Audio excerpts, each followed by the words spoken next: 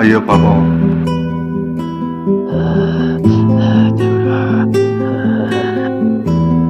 ఏంటి బాబు, నీకెవరూ లేరా? కనీసం ఇల్లు కూడా లేదా? ఈ చల్లు ఉనికిపోతున్నావు. నీకు దుప్పటి తెచ్చిస్తా, కంగారు పడపాకు. ఇప్పుడే తెచ్చిస్తా, సరేనా? దుప్పటి ఇస్తే బాగుండు. కప్పుకుంటే చల్లగా.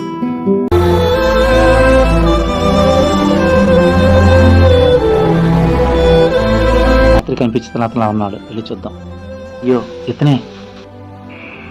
ఎవరో అన్నాడండి, రోజు చూస్తుంటాను, చలికి తట్టుకోలేక చనిపోయాడు.